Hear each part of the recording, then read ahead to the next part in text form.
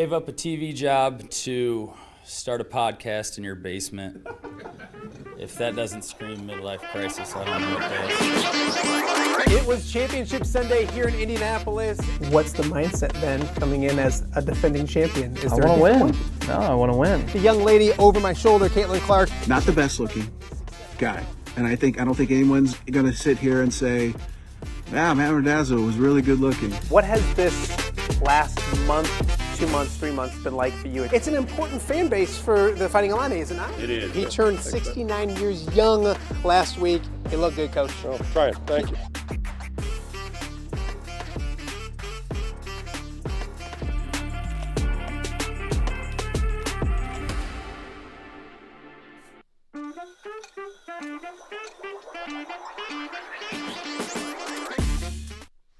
Welcome to Off the Air on a Wednesday here in the Quad Cities. Thank you guys so much for joining. It is Wednesday, February 19th, which is an important day in the Randazzo household because it is my lovely wife's birthday. I can't tell you how old she is, 42, but I can tell you she looks as young as ever. Of course, the boys super excited to spoil her on her birthday as well. So we started our day up with the two youngest getting up with me and making her breakfast in bed. The two oldest, who used to do that, found enough time to sleep before they had to get up and go to school. So first and foremost, I want to make sure I wish Jennifer a happy birthday. Make sure I don't get in any trouble, all that kind of stuff. So, and if you do know my lovely wife, make sure you message her and wish her a happy birthday as well. Plenty to get to on today's show. If you're watching us live on YouTube or on X, we appreciate that. If you haven't already, please subscribe, follow, like, comment, all those things that you need to do to help us out as we continue to grow a goofy little sports show here in the Quad Cities called Off the Air. If you haven't checked out all the episodes, you can go back and watch them on YouTube. You can also watch them and listen to them on all the podcasting platforms as well. So if there's a podcasting platform out there that you can't get us on, let me know. I'll make sure we get on it, but we should be on all of the podcasting platforms, including, most importantly, Apple Podcasts, which has really helped us out after we figured out how to get onto that one as well. So everything should be up and running as well. We have a great show for you on a Wednesday, a hump day here in the Quad Cities coming up at 11 a.m. I'm super excited to welcome my good friend and John Deere Classic Tournament Director, Andrew Lehman, to the show. At 11, Andrew's got himself quite an announcement to make for the John Deere Classic this week, or this year, I should say. I put a little something on social media, and I said it's going to be music to everyone's ears, because coming up at 11 o'clock, we'll know the Sunday concert for this year's John Deere Classic. So Andrew Lehman joining us with some big news around 11 o'clock this morning. So about an hour away, less than an hour away from some big news right here in the Quad Cities when it comes to the John Deere Classic. Also, it is Wednesday, which means it's also Wildman Wednesday. My old sports director, my mentor, my friend, Dan Burich, always joins us on Wednesdays to talk about a little bit of everything. Of course, there's always something on Dan Burich's mind, and we're going to talk about it coming up in a matter of moments right here on Off the Air. And then coming up a little bit later on in hour number one, we're going to be joined by Sterling head basketball coach for the girls, Taylor Jackson. Sterling winning their first ever Western Big Six championship. They won their first regional game on Monday. They'll play on Thursday for their first regional championship since 2019. So exciting times for Sterling, their basketball program doing fantastic, 27-5 on the year. This is just 2 years removed from getting just 3 victories in the entire season 2 years ago. So the Golden Warriors doing some fantastic stuff. Their head coach, Taylor Jackson, will join us coming up around 10:30 on today's show. If you missed any of our shows so far this week, please go back, check them out.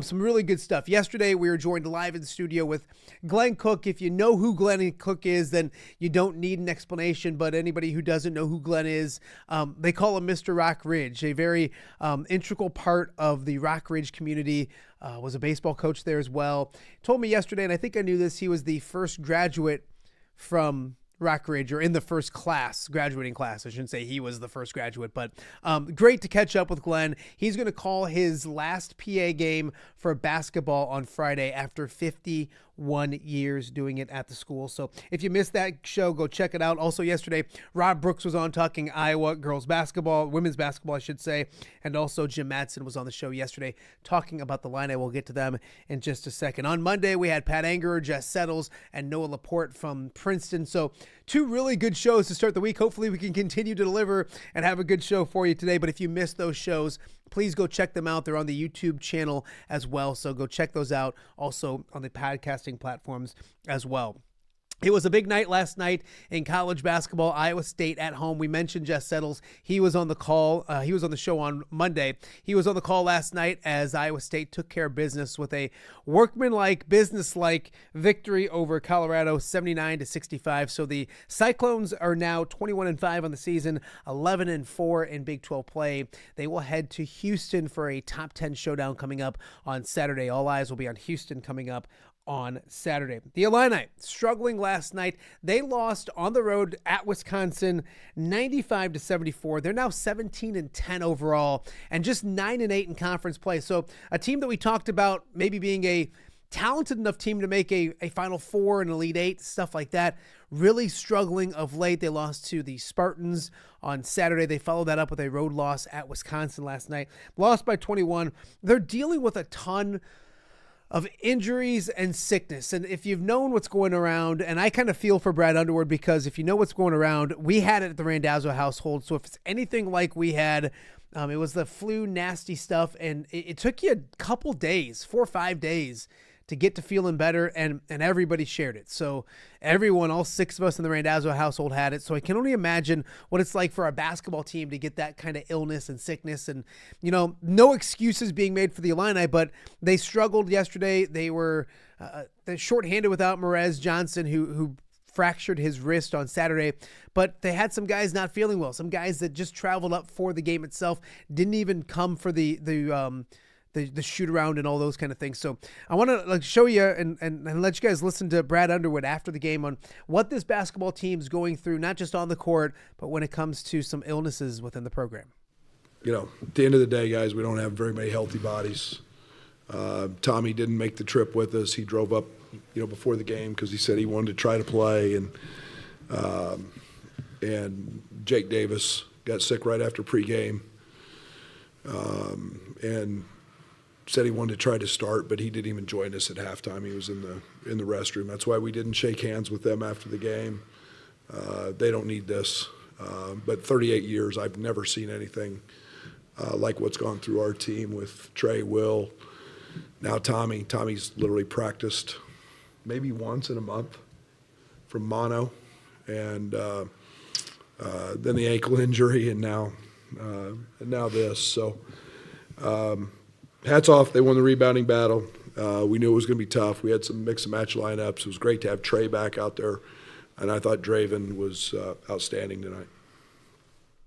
So a tough night in Madison for the Fighting Illini, and you can tell Brad Underwood not making excuses. I think a lot of people look at that and think, he might be making some excuses. Not making any excuses when it comes to the results, but it's just been a difficult time for the Fighting Illini with injuries, and they're just a young team not playing very good right now, and they've got a tough stretch. They go to New York City to play Duke on national stage on a Fox game coming up on Saturday night. Duke's one of the best teams in the entire country, but even the rest of the Big Ten schedule, they got Iowa next Wednesday, a winnable game, a rivalry game here in the area, one that we'll look very closely at next week with, of course, Tom Kakert and Kedrick Prince. We got to get Ked back on here, so hopefully Ked's feeling good enough to join us next week. But you have those things, and then also they got a trip to Michigan and Purdue, or vice versa. Maybe Michigan and – anyways, they got Michigan and Purdue. So they've got Purdue, Duke, Michigan, 3 of their last 4, and then a game with Iowa. They're now 9-8 in the Big Ten. Let's say they go 2-1. They're 10-10 in the Big Ten. This is a team that we were talking about being a Elite Eight, Final Four type team a lot of talent, but right now not playing well on the court and obviously dealing with some injuries that they've had for most of the season as well. So difficult time for the Fighting Illini right now. We'll talk more about them throughout the week. We'll talk about the Reeling Illini right here on OTA. Back with plenty of thoughts and opinions, which we love. Dan, I want to start with you with yesterday and yesterday's guest. Had Glenn Cook on, a guy you know very well. The only reason I know Glenn is because of you. And I want to start with this. Go ahead. I was going to say not the only reason you know him. That was the first meeting for me. But yes. You would have very so true. Glad you had him on. Great guy. A guy I tease relentlessly. Always had fun with because he was such a nice guy and he took it. But he is kind of the epitome of what you like about high school sports in general, starting at a grade school level, high school up through college. I talk about it often with you on the show. We talked about the Duke Schneiders, Donald Duke Schneider at St. Ambrose in TV, Ray Shevlin at Ambrose in sports and teaching. And those are the guys that really make an impression on you. We kind of got into broadcasting because we look up to sports people. We're going to talk later about, Saturday Night Live. I know you had talked about that before you started. You always look up to the John Belushis and the John Maddens and stuff like that. Just pick names. But it's deep down, the people who really make an impression are the teacher from grade school, the coach from high school. I mean, Glenn Cook is that type of person to the whole Rockridge community. In fact, my dad was that for like the St. Mary's Nativity Joliet community. Anybody outside of Joliet didn't really know him, but he did so much for the grade school as an athletic director, bus driver, coach, everything that he did for the school, maintenance guy, that the basketball tournament is named after him. Mm-hmm. And George Mikan grew up with my dad at that grade school, one of the greatest NBA players of all time, of one of the Hall of Fame class. And the basketball tournament's named after my dad because he, just lived and died for it. And that's what Glenn was to Rockridge. Just always there for every event and positive and loving the kids and loving the coaches and loving the community and so proud to be from that community, but not making it about him, making it about the kids, always just in there, making sure they had better uniforms, better support. So he'd go to games that he didn't coach just to cheer on people he knew. So he's a great guy, and I'm glad you had him on. He sent me, and I thought he was just sending me a link to your show because I clicked it on, and I think it was your interview with Jess Settles or somebody, and I said, yeah, Glenn, I know Matt as, and I think I texted him back not knowing that he was sending me his interview. So, it was funny. Sorry, Glenn, I wouldn't watch it. Yeah. Dan, I did say to him, because I've joked with you, I've never won an argument with you. I think I might have, but I not one, but I didn't lose all of them. I don't think I lost all of them. And he was the same way, but he did say, and I'll bring it up to you, he remembers clear as day, you said on the radio that Ernie Banks hit 50 home runs one year, and he had to run to the phone and call you because he's only hit 47. And he didn't hit 50 in 1 year. And the funny part is he remembers the stuff about you used to call him Glenn again because he called 3 times the show probably. And you'd say, it's Glenn again. So you call him Glenn again. You would play the Blazing Saddles where it was Rockridge because he was from Rockridge. So he remembers all that, which is awesome. Yeah, that was fun. I did that with, I thought about this the other day. You remember Willie Eccles from Alleman, and he used to help out. And Willie was a big guy, probably weighed, well into the high 200s. I don't know if we weighed over 300. He probably did. And I would play Little Willie, Willie won't go home. Daryl'd call, and I'd play either the theme of Dallas because he was a Cowboys fan or Blazing Saddles. Where the white women at? Because Daryl's a black guy who married every wife he's had has been white. I think all 3 or 4. Glenn, I would play Rockridge. So it was fun to just tag those guys as I used to call them my co-hosts, not my callers.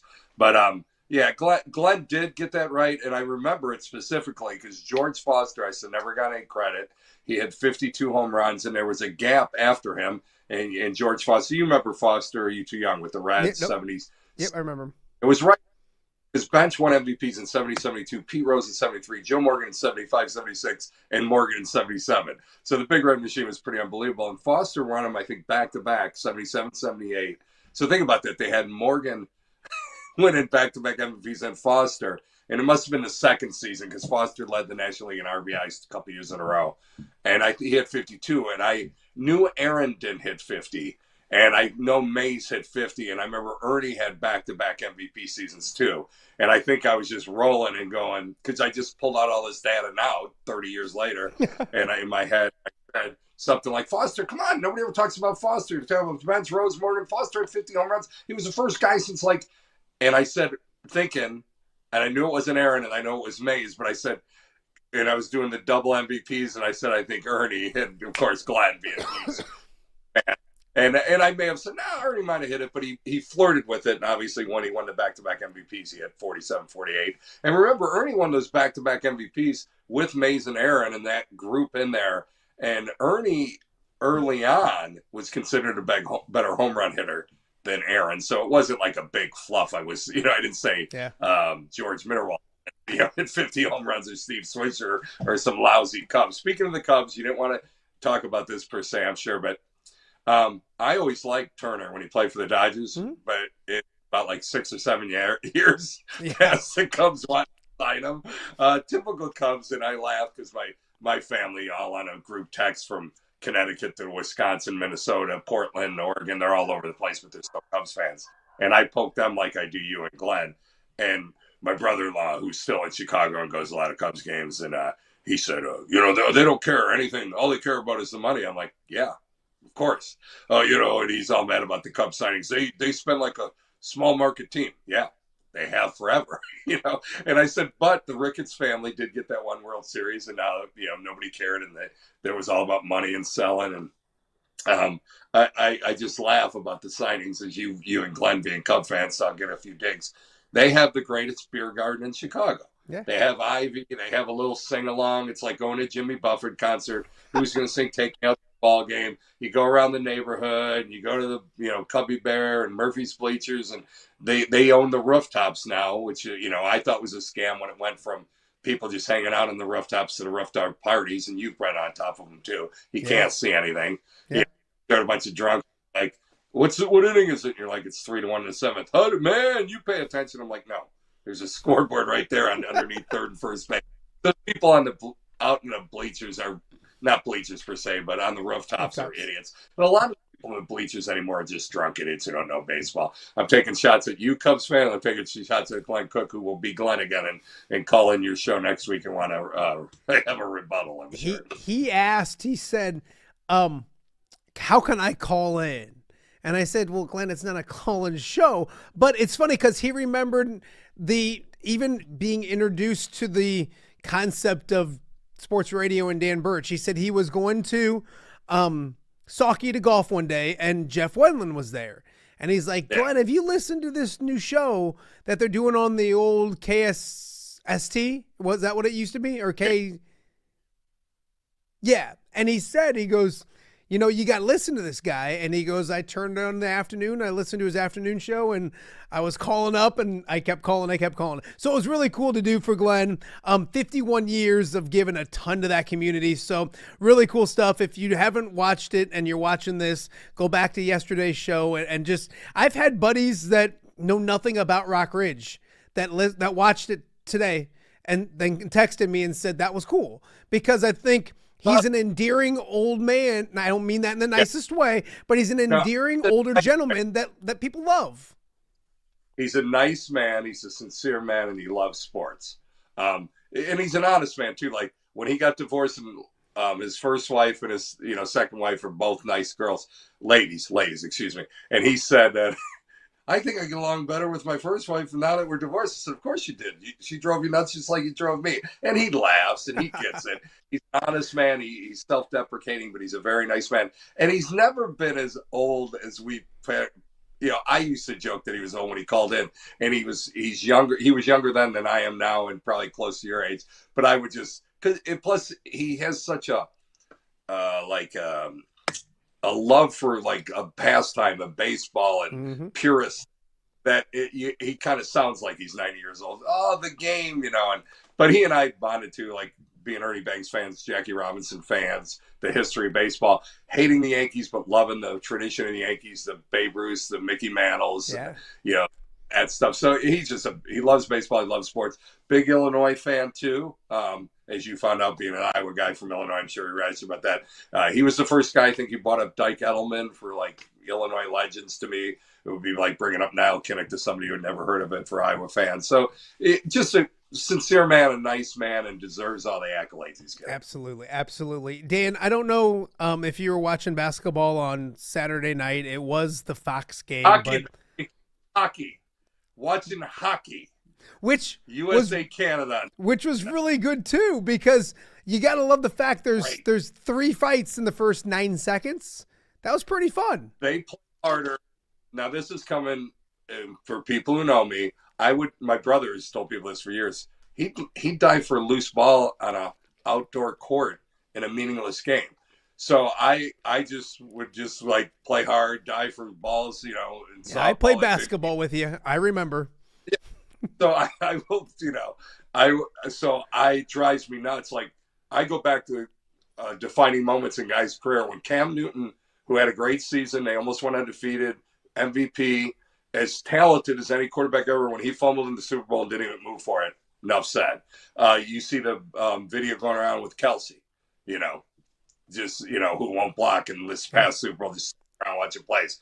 I hate when guys don't give good effort, and this is, I think, kind of what you're talking about is there was no effort. And in the hockey game, there's effort. The NBA game, are you going to talk about the basketball game? Well, I was going to talk to you about the Fighting Illini, because I don't know if you noticed way down there, but on Saturday night. Yeah. I did see that.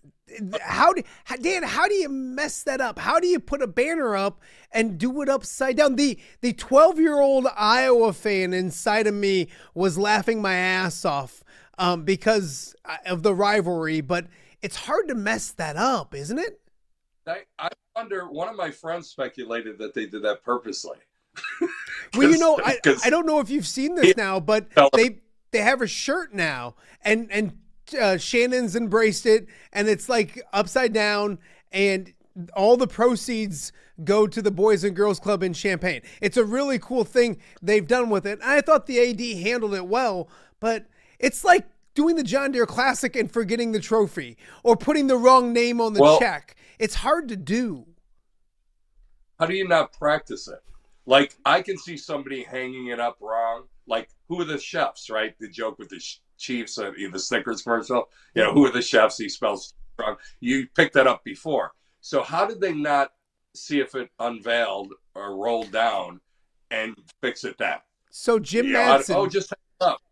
Jim Madsen was on yesterday. He's from Peoria. I think you remember Jim from way back in the day. He comes on to talk about the Illini, and he said they had rehearsals where they brought it down, but they never unrolled it. So they made sure it came down correctly. But Dan, it's like this, and you're an old TV guy.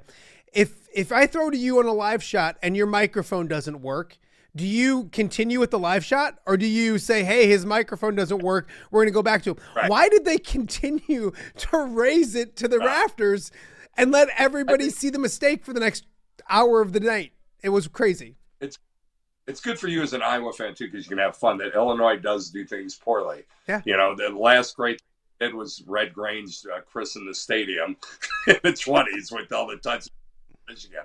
So I do. It's comical. I thought you were going to talk about like NBA All-Star weekend. That thing did nothing for me. That NBA game is ridiculous. But I'm sorry, because I was going the hockey route where I loved watching hockey, because I'm like, this is in the middle of the NHL season. These guys are just playing for national pride and just pride in general, and they're kicking butt and getting it done. So I did enjoy the hockey. I thought you were going to compare NBA and NHL, but you brought me back down to Quad City sports with the Illini. I have to. I always have to. Did you watch Saturday Night Live 50? I feel like that was a perfect – and what did you think of it? I thought it was good. I didn't think it was great. Good. I just thought it was good. Your thoughts? Good to very good. We all have different tastes. I may think the Chevy Chase, John Belushi, Bill Murray era was the best. You may think Eddie and Murphy, Phil Hartman and stuff. So we all going to not know certain acts. I think they had too much music. I didn't see the Saturday night music. It was all music. So why did they have music on the Sunday night gig since you had a whole day before? Because every time they went to music, I don't care if it was Paul Simon, Paul McCartney, whoever, it wasn't needed. I think they almost did too much of certain people and not enough. I mean, Eddie Murphy's great, and he had enough. Not enough Farley and Belushi, and some people, maybe too much Norm Macdonald. I know he passed, but the other two were more talented. That's just my opinion. But I thought overall it was good. I laughed a lot, and I think it's interesting to always see who, like Will Ferrell, Eddie Murphy, certain guys are always going to shine and be better than certain people. I have some of the ladies too. Like, I am not a fan of Jimmy Fallon. And even still doing that little laugh, certain I'm not going to like, and that's for everybody. I thought overall it was good, and it makes you look at, for sure to be on 50 years and have ups and downs, but just so many classic moments. It's become a staple. It's one of the greatest television shows, obviously comedy-wise, of all time. Pete Davidson doesn't make me laugh, but a lot of younger people probably like him. I don't know why Kim Kardashian was on the show, but I guess that's me being the old guy. But I thought overall it was good. Do you have a favorite Saturday? You mentioned the era that you like. Do you have a favorite sketch? And I didn't see a lot of them, and maybe I'm missing and trying to think, but I was a huge Dana Carvey guy. And I thought maybe Church Lady. I loved the George Bush stuff. Back when I was younger, the George Bush stuff, I couldn't get enough of it. So I didn't see enough of that. But do you have a favorite? Sandler? I'm a Sandler guy. That was my era. Is there something that's your era? The only Sandler thing I really like is Waterboy. I don't like a lot of his stuff. I think Kevin James, his friend, does what Adam Sandler does better because he's more self-deprecating. I think Will Ferrell's better because he makes fun of himself. Adam Sandler tries to play the cool guy too much. That's just my opinion. Yeah. Not that I don't like stuff. I just don't think it's as funny as other people's stuff. My favorite, like I said, being older, I don't think they didn't even really give Chevy Chase his due. He was the first star, and they barely showed him at the end. I love the Belushi stuff and the Aykroyd stuff. So to me, the Blues Brothers and the Cheeseburger. What I laughed at, a couple things, and I'll go sidebar here. The segment where Tom Hanks introduced and said we were politically incorrect, basically, and they were showing stereotypes and fetch. Those were some of the best skits they showed. This is the stuff we probably couldn't do today, and we should apologize. And they start off with racial, stereotypes, and they start off with Belushi doing Samurai Baker or Samurai Taylor. That was in his they showed Chris Farley dancing against Patrick Swayze, body shaming.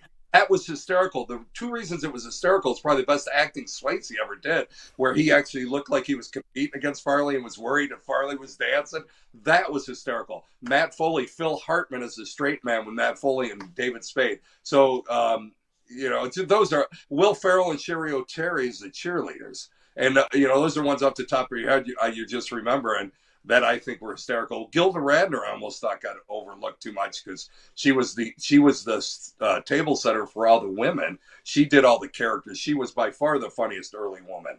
The one now, Kate McKinnon's funny, but she, and they were doing live stuff. So it's almost like she's very funny. So I don't want to dog her. Kristen Wiig's funny, but almost like too much of the modern and not much of the originals. That's just my opinion, but it was still very good. And it's funny because McKinnon's funny, and maybe some people don't like Farrell, so it's all your own taste. But overall, there was somebody else. There were a couple other people on there I didn't think belonged. Not more than a Pete Davidson, like I said, who were just, what are they doing on the show? The Tom Hanks is fine because he hosts and does well. I thought one of the funniest bits was Eddie Murphy on Black Jeopardy doing Tracy right next to him. Tracy Morgan, awesome. Doing the same voice. That was pretty funny. Yeah. Church Lady, they did do a quick bit on Church Lady, which was, and Mike Myers, because some of those guys like Chevy Chase, Mike Myers, I don't know if they pissed people off, and Lorne Michaels still plays favorites because Mike Myers I thought was very good too, and he only got a little bit, and like Chevy. What I like now is and I don't watch it enough as I used to, but the Weekend Update where they write the jokes for each other. I don't know if you've seen that, but that stuff cracks me up. But that's the kind of stuff that like gives them the ability to say whatever they wanted to. And you're talking about back in the day, they said whatever they wanted to. You know, it gives them, that becomes their excuse to say the stuff that they used to say back when it was okay to say stuff like that. I thought it was cool. Bill Murray came out and ranked him, and he burned Colin Jost. He's like, Colin Quinn, was number 9. And he ranked him, and he didn't put himself first. He took himself out of it. He put his brother, Brian Doyle Murray, who I don't even know ever hosted it, as number 1. But, I thought that was kind of cool because, bang on it. And they let Seth Meyers do a segment, and they let Tina Fey, and he was, Amy Poehler, and so there were some good parts. Overall, I thought it was very good. Yeah. Before I let you go, Dan, coming up on the show today, Andrew Lehman, the John Deere Classic tournament director, is going to be on the show. We're going to let everybody know at 11 o'clock the concert for the John Deere Classic Sunday. You rolled your eyes. That's what I wanted to ask you about, because you remember back in the day when it was, what's the name of the band that Claire always had and got rid of? Cornelis would always get up and sing with him, Tom's buddies. The guy's name was Kim, I think. He looked kind of like Tom.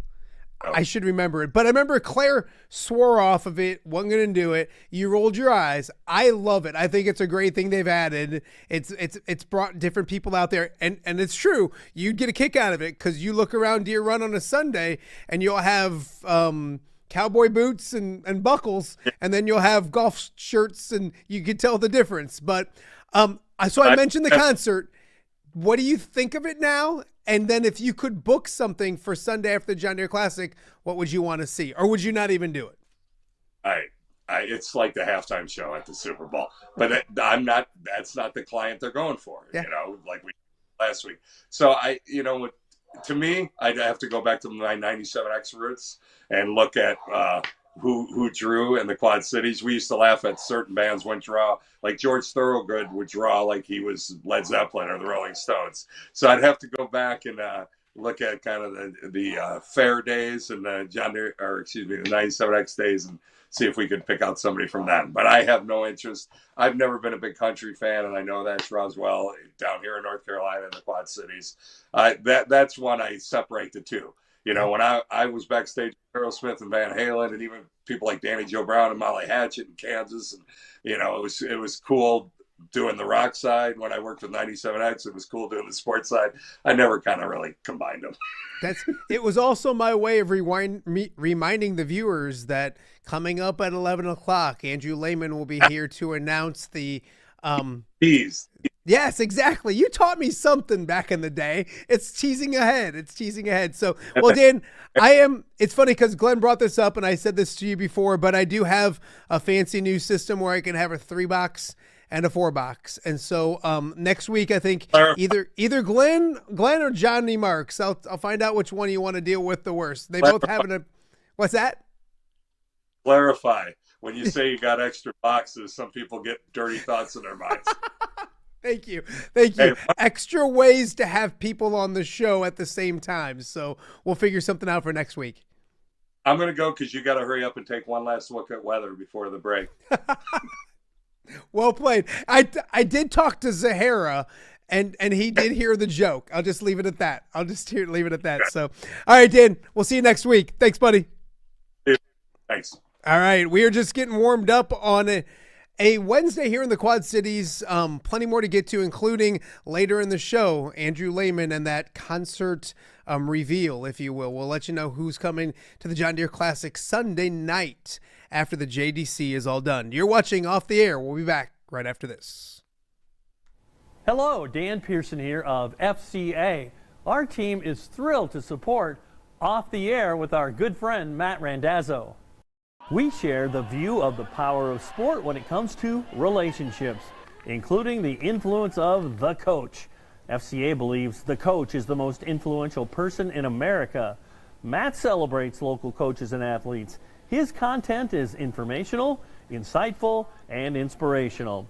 Our Fellowship of Christian Athlete team loves partnering with Off the Air with Matt Randazzo while we engage, equip, and empower coaches and athletes in our 23 counties. FCA, the heart and soul in sports. View from the West, the podcast covering Illinois high school football. It's going to be a hard-hitting game. It's going to be great football. Weekly analysis and reaction from around the western side of the state of Illinois. This is the game we had circled when the year started. Follow along on YouTube and subscribe wherever you listen to podcasts. It's big-time football out there tonight, and I know we can play big-time football. View from the West. We got you covered.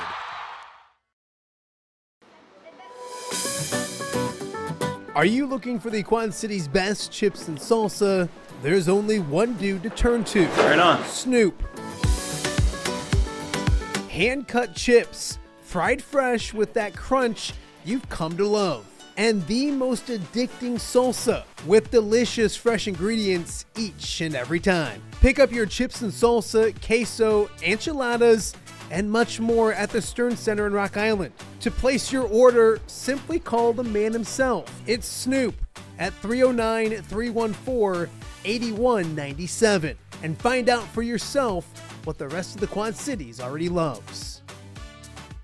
Welcome back to Off the Air on a Wednesday here in the Quad Cities. It's hump day, a great time of year, especially on the hardwood. On the high school hardwood, the postseason is in full swing, and it's been a great season for the ladies in both Iowa and Illinois. And when it comes to the Western Big Six, there was a first. Sterling winning their first Western Big Six championship in school history. And we're joined now by the head coach of the Golden Warriors, Taylor Jackson. And Coach, first and foremost, thanks for doing this early in the morning and getting on a goofy Zoom call with a guy that started a goofy show here in the Quad Cities. Thank you so much for having me. I think you and I are kind of in a similar boat. We've got younger kids and trying to figure out timing and stuff like that. It can get crazy, but I appreciate being on here. It's exciting and awesome for you to get the chance to do this. Yeah, absolutely. I'm excited for you guys because Sterling is the Western Big Six champions. I know it's not been a long history in the Western Big Six, but the years are piling up. You guys aren't the new guys anymore. To win that conference championship, what did it mean to you guys a few weeks ago or a week ago when everyone happened? I mean, it's incredibly just awesome and exciting for our team and our coaches and just the entire community because you're right. A couple years ago when we joined the Western Big Six, we knew a couple things. This is a basketball conference. It's extremely competitive and we need to be ready to go every single night. And our girls set this as a goal a few years ago. And I think they've worked extremely hard for that. And it's no joke to play night in and night out in this conference. And I'm just really proud of them and the effort they've put in. I love the journey because people see the end result and they're like, wow, woohoo, Sterling won a conference championship. But you mentioned they set this goal a few years ago. Kind of talk about that because you knew the talent you had and the youth that you had a few years ago. When did this kind of start and take me through that journey? Because as you know, Coach, it does not happen overnight. I think we are definitely a story of it not happening overnight for sure. If you look at our point guard in Delali Amankwa, when she was a freshman moving into her sophomore year, we talked a lot about the fact that her sophomore, junior year would be really painful for her up on the varsity level. We did not have the skill. We didn't have we were young and we were growing and we were doing all those things. And we talked about her maybe dressing some sophomore minutes and some varsity minutes or just being full on varsity to really be prepared for what her junior and senior year would look like. And she took every part of that and said, I want to build this and I want to go through those bumps. And I've been able to look at her in the locker room a couple times this year and just kind of say, hey, remember where we were 2 years ago. And, you know, that has been just a huge moment of growth.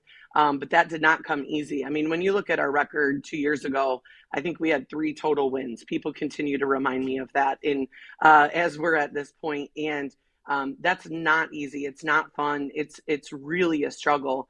But those kids knew at that time what we were going to have in the next few years, and they never gave up, and they just kept pushing for it.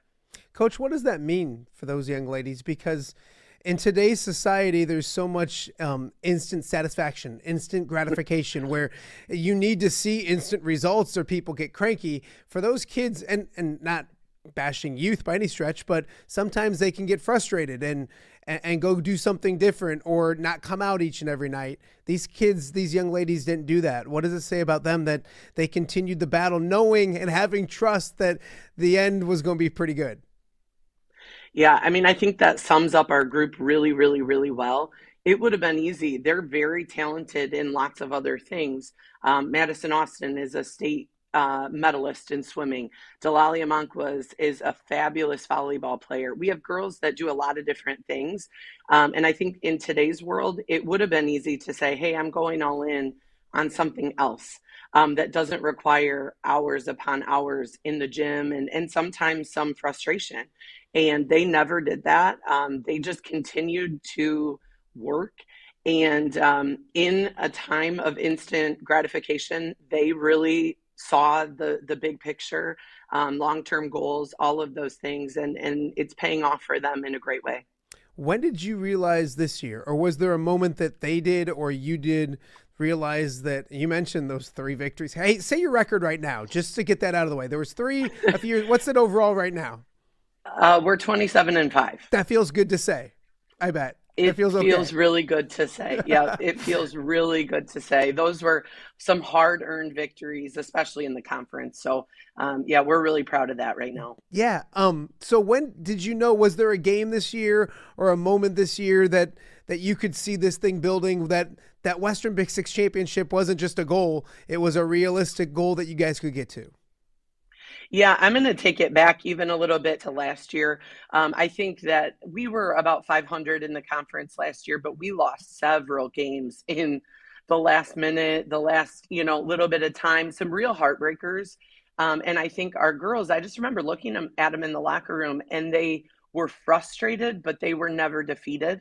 And so I knew then that they understood, again, that big picture. But then as we started in on the conference this year, we lost early to Galesburg. That was our first conference loss. And then we didn't lose from there on out. And I think at that point, when you set a goal to win a conference championship and you lose your first conference game and you show up to practice at the next day and the girls are ready to work and they say, hey, that's still our goal. You've got a real big uphill climb. And they were just willing to do that every single day. And so that was a big one. I think when we went down to Quincy and we're able to beat Quincy at Quincy on a cold Saturday, afternoon, that was huge for us. And then being able to just win out in January against the teams that are going to give you their best shot every single day was just something that we talked about the fact we may not get it right now, because it's like one of those things you're living in the moment and you're so excited, but you don't get the impact of winning this conference maybe right here. But we'll look back someday and just be incredibly proud of, I think, the resilience of this team. I love what you just said, because so many times in my former life or career, when I talk to young people about doing great things, I ask them if they're enjoying the moment. And you just mentioned, because sometimes you can't because there's so many things going on and you're looking to the next step. Do you remind the young ladies, I know you don't want them to harp or to just be satisfied, but do you remind them that, like, this is what you go to do every single day. This is what you grew up wanting to do. Enjoy the moment, because old guys like us know that they go fast and then you can think about them a long time. Are you making sure they enjoy the moments here and there while they're still working? Yes, I would say absolutely. We have, I'm very lucky. I have a phenomenal coaching staff. I've got Cliff Bardell, who has been just very successful as a football coach, as a basketball coach, all those sorts of things. He's been around for a little bit, and he reminds me every day, you've got to enjoy it. You've got to enjoy it. And I think that perspective, along with a guy named Gordon Harris, and they just allow us to stay focused in what we're doing, also start to look ahead a little bit. But these girls, they are enjoying it. They're an incredibly silly group.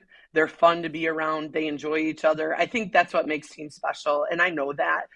So we'll be at a team dinner and they'll be doing things. And it's just like, just enjoy it. I'm trying to remind myself of that as well. And I think the other piece with this group is they're incredibly impactful on our youth population here. We have an incredible turnout right now, like at our summer camps, in our Future Warriors.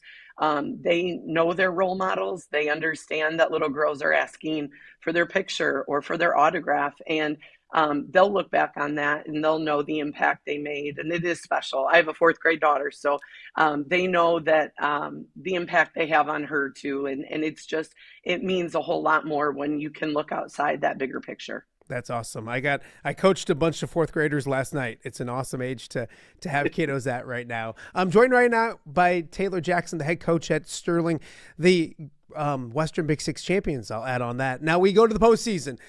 Started things off nicely on Monday night, and now there's that regional championship, and it's been a minute. I think you said 2019 since the last time Sterling has won a regional.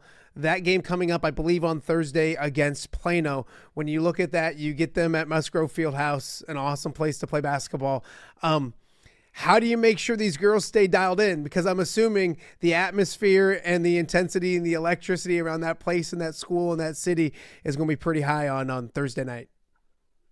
Yeah, I mean, I had to make a trip to the grocery store last night, and the people that came up to me and wished us good luck and just those type of things. It's a special community in terms of the support that surrounds our teams and our schools and all of those things, and we feel very, very lucky, I think, to have that. And so, to be able to play for a regional here at our own gym is something that is just, with this group, it is something that it's really special, and it's going to be a good game. Plano's a really tough team, and our girls know that they have a job to do, and they're prepared, and they're ready to keep this thing rolling. I have to ask you, we got to get like X's and O's in this. I don't want to give anything away, but what do you guys have to do to be successful? You mentioned they've got a fantastic record, I think 27-5 as well. What does this group of young ladies have to do to be able to hoist that plaque and maybe cut down a net or two on Thursday night? Yeah, I mean, the number one thing, and it's been our biggest thing all year, has been defense. When our defense is locked in, it's something I'm really proud of. And it's something that our girls work really, really hard for, and it allows us to turn things then over into offense. But they've got a really good shooting guard. They've got a really quick point guard. And so we've got our top defenders kind of locked in and ready to go on them. And it's going to allow everybody else, hopefully, to be able to get some opportunities on offense. But defense, I mean, so cliche, but we understand that defense wins championships. And this group has fully bought into that from the beginning of the season. Coach, some of your individual talent, got to watch her older brother cover her older brother, Lucas, for so many years.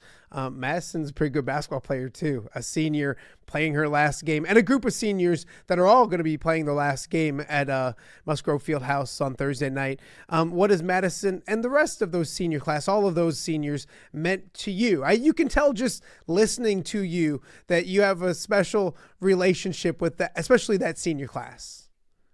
Yeah, I mean, they're a group of just phenomenal young women. I'll talk kind of briefly about each of them, but Madison is a player that I don't think a whole lot of people understand the growth she has made from her freshman year to right now. And that's all her family, the hours they put into the gym to really create for herself the opportunity that she's been able to take. She got to score her 1,000th point on Monday night, which was awesome. Just really exciting. And to see our whole team be so excited for her was something that was just really neat.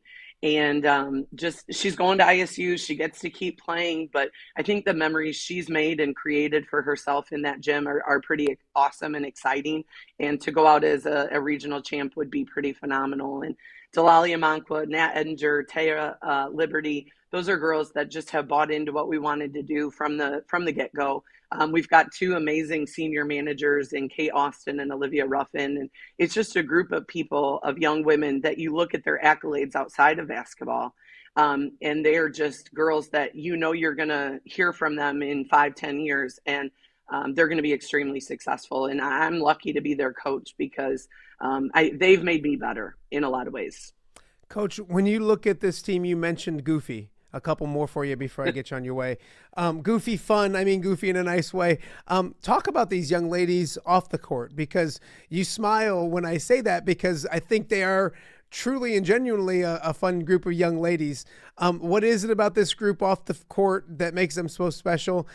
Do you have a Goofy story or two you could tell without getting them in trouble, or just talk about them off the court?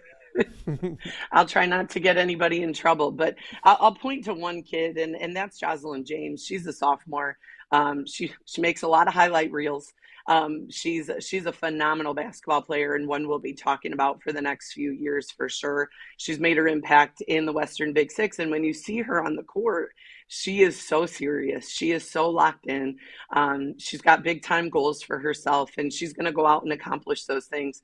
But off the court, she's one of the funniest, most likable human beings. I joke around with these guys because they love to dance. They love to dance. And I will catch them at times where they probably shouldn't be dancing and they should be focused and locked in. And that's kind of their outlet. But it's, Jay James is another one of those. They're sisters, and they just bring a lot of joy to life, but also just our basketball team and program in general.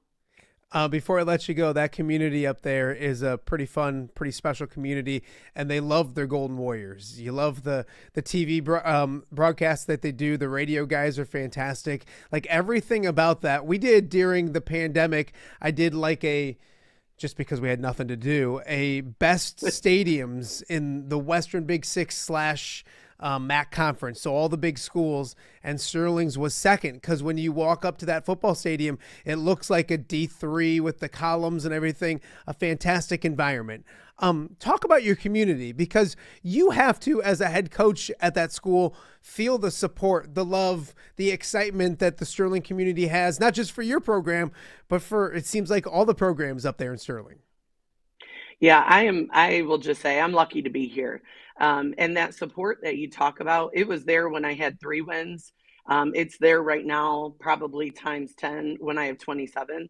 But that support has never wavered. And I just appreciate every part of that in the community, administration, from, just the school community, and then outside, it's top notch. And I'm lucky to be here. I went here, I played here, I did all those things. So my love for this place runs pretty darn deep. And I'm really excited for us to be able to play one more time kind of in front of that community. But it's a really amazing place to be. They've really invested in the school, in the athletic facility, in the fine arts, all of it. It's been just an investment from everybody. And it's a place that is pretty darn special to me. Well, now our Western Big Six champions. Do you root for the other Western Big Six teams now throughout the postseason? You do, don't you? You want to see that conference do well. Absolutely. There's a group chat that's going. Everybody's excited for everybody. I will say, on the girls' side especially, the positivity and support is something that everybody's like, oh my gosh, it's so competitive over there. It is, for 32 minutes, it's really competitive, but it's also extremely supportive. So yeah, we're rooting everybody on. We're hoping everybody gets a really good postseason run here. That's everybody except Henry Hall and Scott Hardison. Those two bozos, I tell you, I don't know how you put up with those guys. They're 2 of my faves, actually. So they're 2 of the nicest humans, and I have appreciated them so much. They've kind of helped ease this transition for me, and so I'm really appreciative of them. I get money from Scott Hardison every time I say his name on the show. So Scott Hardison. See, go. I made myself. It's my wife's birthday. I made dinner money for tonight, so we're good to go. There you go. Coach, happy birthday to her. The Western Big Six champion, and hopefully maybe a regional championship come Thursday night as well. Thank you so much for doing this for me. I appreciate it, and keep the good times rolling. We'll talk real soon. Thank you so much. Thanks for having me on. Awesome. She is Taylor Jackson, the head coach of Sterling. As we mentioned, Sterling conference champions for the first time in school history. Well, coming up in just a little bit, we got some big news. The John Deere Classic has their Sunday concert announcement. We're going to find out who it is, because tournament director Andrew Lehman joins us right after this on Off the Air with Matt Randazzo. Hello, Dan Pearson here of FCA. our team is thrilled to support Off the Air with our good friend Matt Randazzo. We share the view of the power of sport when it comes to relationships, including the influence of the coach. FCA believes the coach is the most influential person in America. Matt celebrates local coaches and athletes. His content is informational, insightful, and inspirational.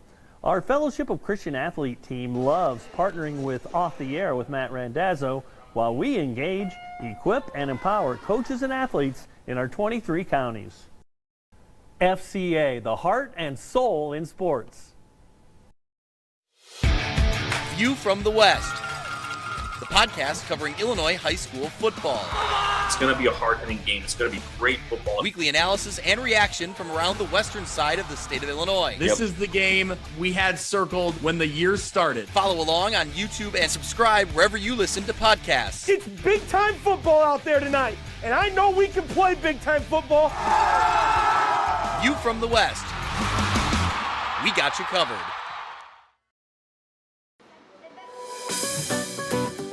Are you looking for the Quad City's best chips and salsa? There's only one dude to turn to. Right on. Snoop. Hand-cut chips, fried fresh with that crunch you've come to love. And the most addicting salsa with delicious fresh ingredients each and every time. Pick up your chips and salsa, queso, enchiladas, and much more at the Stern Center in Rock Island. To place your order, simply call the man himself. It's Snoop at 309-314-8197 and find out for yourself what the rest of the Quad Cities already loves. Hello, Dan Pearson here of FCA. Our team is thrilled to support Off the Air with our good friend Matt Randazzo. We share the view of the power of sport when it comes to relationships, including the influence of the coach. FCA believes the coach is the most influential person in America. Matt celebrates local coaches and athletes. His content is informational, insightful, and inspirational. Our Fellowship of Christian Athlete team loves partnering with Off the Air with Matt Randazzo while we engage, equip, and empower coaches and athletes in our 23 counties. FCA, the heart and soul in sports. View from the West, the podcast covering Illinois high school football. It's going to be a hard-hitting game. It's going to be great football. Weekly analysis and reaction from around the western side of the state of Illinois. This is the game we had circled when the year started. Follow along on YouTube and subscribe wherever you listen to podcasts. It's big-time football out there tonight, and I know we can play big-time football. View from the West. We got you covered.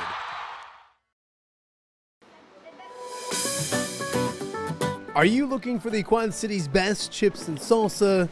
There's only one dude to turn to. Right on. Snoop.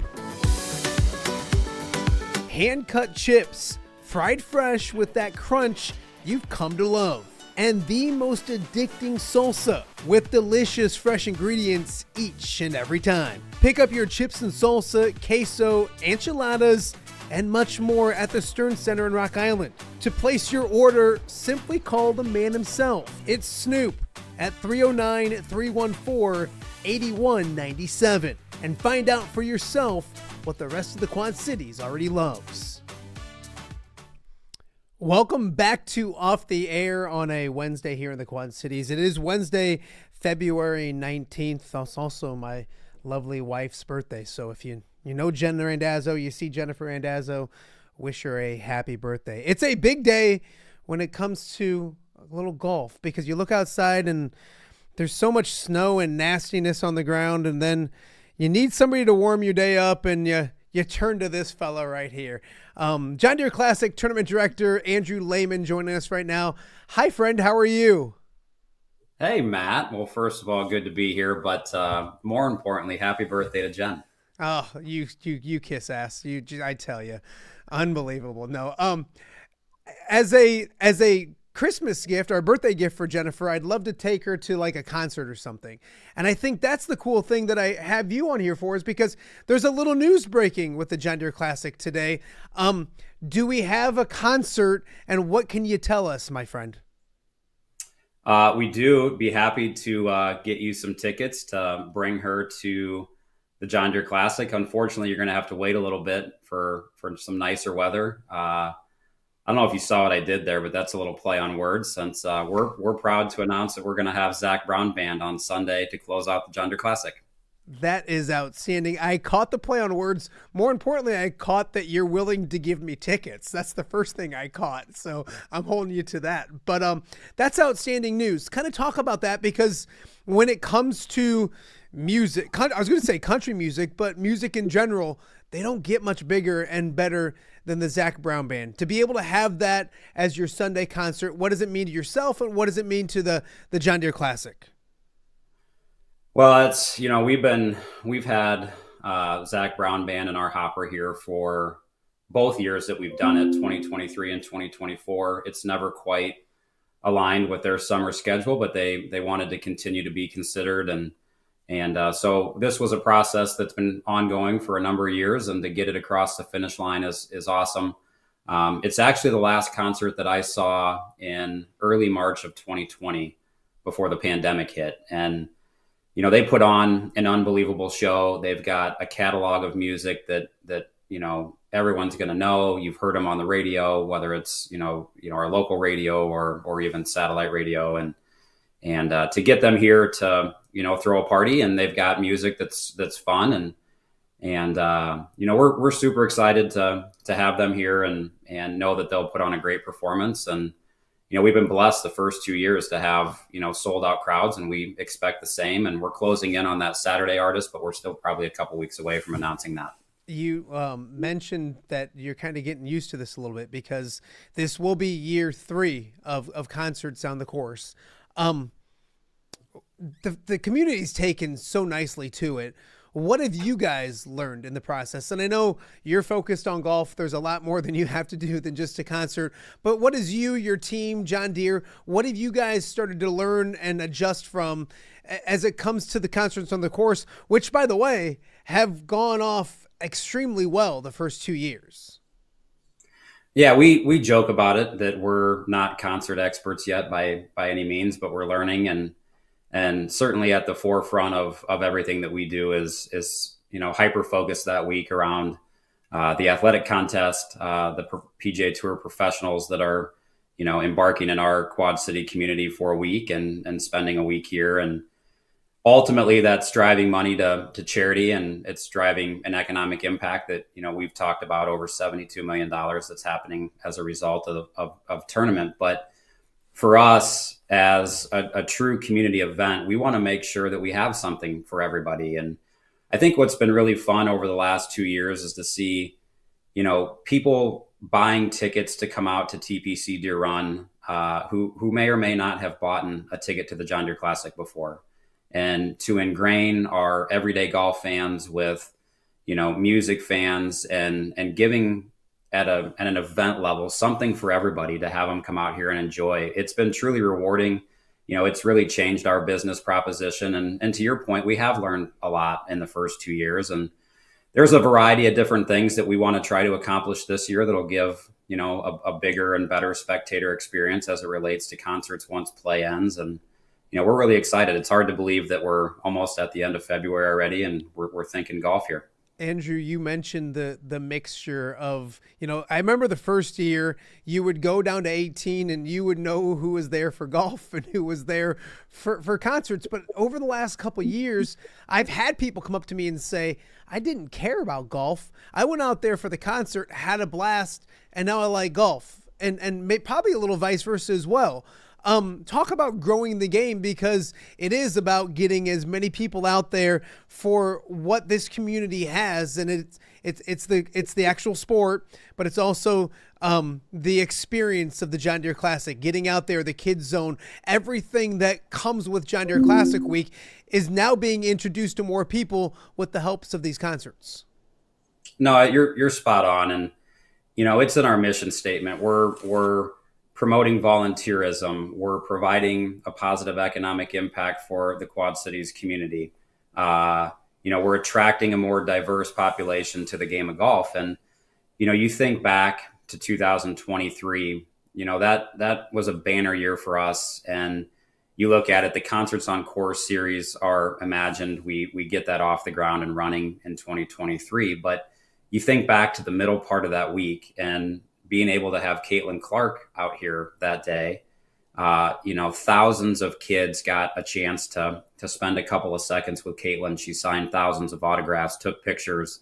And I know, you with your young boys, and, I know for me with two young ones, I guess she would have been 9 at the time. Ellie goes home and says that was the greatest day of her life. And, we were in Caitlin Clark mania in Iowa and the Midwest and quite frankly, across the country. So to have had her here to partake in that, and it's really kind of, given us a blueprint, right? We want to make sure we've got some sort of celebrity guest appearance on Wednesday for the Pro-Am to drive people out here. And it's a big youth day for us. It is our youth day. Our first T youth clinic is happening that day. So, it's just fun to see all the kids. As you mentioned, you look down the hillside and you've got folks that aren't your everyday PGA Tour or John Deere Classic fan, but we have found a way to ingrain all these people and have something for everybody. And, that's the beauty of living in the Quad Cities. There's no shortage of great events.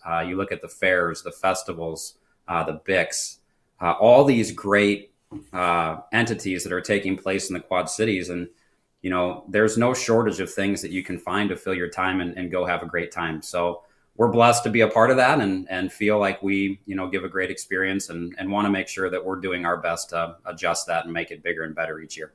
Without going too far behind the curtain, I do remember, and you mentioned this is something Zach Brown Band that had kind of been in the hopper for a little bit or thought about. I remember hearing that a few years ago. I don't know if it was from you or I just heard the name tossed out there and I was like, damn, that'd be really good. And now it's reality. We kind of talked about Zach Brown Band off the top, but that is something that's going to lead a lot of people to the John Deere Classic. Talk about the process, if you can, as much as you can, about how all this comes about, because I can't imagine I do this little goofy golf outing for my dad and I try to line up people to come to that. And it's hard to do that. I can't imagine what it's like to do it, 1,000 scale with what you guys do with the John Deere Classic. Yeah. I mean, we're out talking to players, 5 or 6 times prior to John Deere Classic week by, getting on a driving range and trying to spend as much time as we can there. You get maybe sometimes it's only 30 seconds. Sometimes you get, 3 or 4 minutes with a guy and you're selling not only the John Deere Classic, but you're selling the Quad Cities community and why, especially now with the 4th of July being a big part of our week, as to why they should come spend the 4th of July in the Quad Cities. And we've got a very rich history of military presence here with the Arsenal. We're celebrating this year the Army's 250th birthday. Next year, July 4th, we'll celebrate, America's 250th birthday. And then you look ahead and you've got these concerts and, we've got a partner that helps us book the acts. But this process started probably back in October. You start the conversations, you start the negotiations. Getting a contract signed takes time. You think back to the first year in 2023, I think we announced the concerts 2 weeks out from the start of John Deere Classic week. And that was a concept that I remember being on spring break and playing golf with my son with AirPods in, taking the first concert phone call that day. We had snuck away in January for kind of a bigger family vacation and then snuck away over spring break and went down south and played some golf. But, I remember that day thinking that there's no way, right? Like this is never going to happen at the John Deere Classic. And lo and behold, it does. And in year one, we had some hurdles to overcome in year two, which we, solved 98% of those. But here we are going into year 3 and it's not slowing down. It's getting bigger and better. And, you think back last year to Laney Wilson. I mean, Laney Wilson closed out the John Deere Classic in style on Sunday, and we got a little bit of rain during that show, but nobody went anywhere. And, the energy's there. And it's just, it's awesome to see people coming through the gates, people having a great time. I kind of try to work my way through that hillside a little bit during the concerts and you've got people up and dancing, people are singing. you've got families there that lay a blanket out and bring their kids. And, that's the beauty of what we have to offer. Kids 15 and under are free to get into the John Deere Classic. So for as little as potentially $50, you're buying a ticket to come and watch golf all day. And then, hey, by the way, you get to stay for a multi-platinum, multi-Grammy award-winning artist, after play. So it's a great brand proposition. I don't want to put cart ahead of a horse, so you don't have to say anything if you don't know or don't want to say it. But will there be adjustments, tweaks to how things are done this year? Because you say you're learning every year different ways to do things and all that kind of stuff. Will there be changes, tweaks to things this year when it comes to the concerts itself? Yeah, I mean, you have to, right? Like, you look back from 23 to 24, the three things that we wanted to focus on were more parking lots with busing. Check. We got people out of here way faster in year 2 than we did year 1. You think about the bar lines. We made some significant improvements in making sure that people could get food and beverages in a quicker and more efficient manner. And then restrooms, right? Like, you plan for restrooms, you try to figure out, where the best place to put them. And quite honestly, it's a challenge, right? Because the concerts are so different logistically from everything else that's happening, throughout the day. And you don't necessarily want 100 porta potties just lined up, right by the putting green behind the clubhouse. So trying to be tasteful and look at it from that perspective. So those were the three big things, from year 1 to year 2.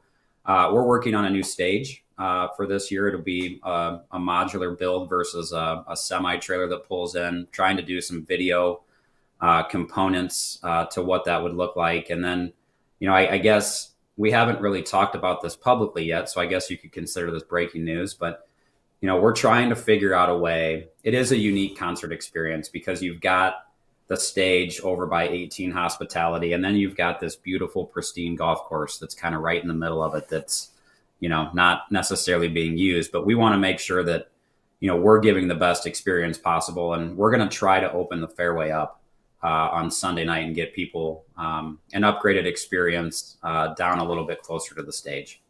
It should be absolutely amazing. A little more golf talk, and then I have to talk to you about everything else in life, because one of my most viewed shows, and I hate saying this, is when Andrew Lehman came on, I think week 1 of doing this nonsense. So, and he's smiling about it, so I shouldn't have said anything. But when it comes to golf, the question that you get probably most, besides who's the concerts, is who's coming. And I'm not going to do that. I'm not a rookie, so I know it's always changing and all that kind of stuff. But with that being said, who's coming? No, not who, but how is the field setting up? How are you feeling? I know you can't probably say names of this and that, but you probably have an overall feeling vibe. As you mentioned, it's March is around the corner and things start ticking down quickly. What's your feel, your vibe when it comes to this year's John Deere Classic field? Well, if you've followed golf, which I know you do, you've seen a lot of leaderboards early in the year that look a lot like a John Deere Classic leaderboard. Sepp Straka has gone out and won early in the year and has been in contention in a ton of events. Michael Kim, our 2018 champion, continues to play well. He's been on a ton of leaderboards. A lot of people probably don't remember, but Ludwig Aubert got his start, right here after he had won PGA Tour U. So texted with him a little bit on Sunday night after he just won the Genesis event that they played in San Diego. You think back to a year ago, we had the return of Jordan Spieth after 9 years. You had Jason Day back in the Quad Cities, hadn't been here for a number of years.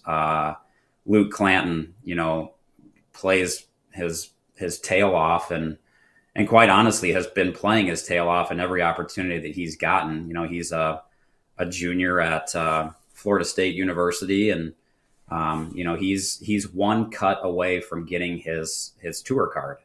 And you look at all these young guys that are ready to come out and compete, immediately. And it is too early to talk about names who are here, but we'll continue to have those conversations, and we'd love to have, the Jordan Spieths and Jason Days of the world back here.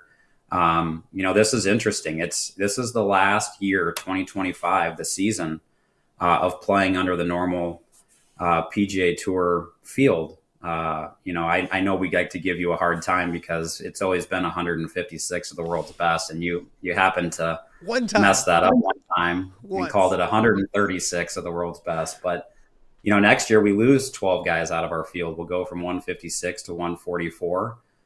You look at it from a competition standpoint, we've always had 8 exemptions to give away, which we've tried to give 4 to veterans who've taken care of your event over the years, have played in your event over the years. Wesley Bryan's a great example of that.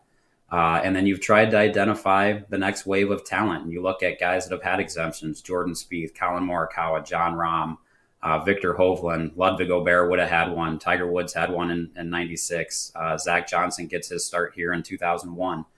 You try to identify that next wave of talent. And unfortunately for us, it's always been such a big brand proposition for what the John Deere Classic stands for. And we'll lose 4 exemptions next year. We'll go down to 4. And so it's playing opportunities are going to become a lot more premium for guys. They're going to go from 125 card carrying members down to 100. So ultimately, I look at it from, I think, the John Deere Classics of the world that aren't these signature events that are happening, 18 times throughout the year. I feel like we're going to be in a great chance or in a great proposition to get some names that maybe haven't been back here for a handful of years. We continue to talk to guys like Max Homa and, Justin Thomas, and can we get those guys back to the Quad Cities? A lot of people don't remember 2015 when Jordan came back here and wins his second John Deere Classic, and everybody in the world, in the golf world, is telling him he shouldn't be here, right? He has won the Masters, he's won the US Open, and he should be focusing all his attention and energy on going to the Open Championship and trying to win, which ultimately he was, right? He was playing the week before, and he comes here and wins the John Deere Classic and goes over the pond, and he ends up finishing second. But Zach wins that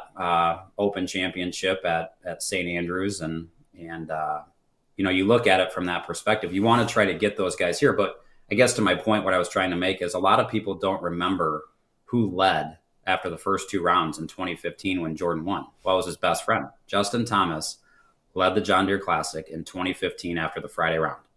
So finished top 5 in his only time that he's been here, and we want to try to get those guys back here as often as we can. I love it because you are multitasking at a high level right now, because I can only imagine if you're just joining us now, Andrew Lehman is joining us. We just met, so I mess the name up every now and then.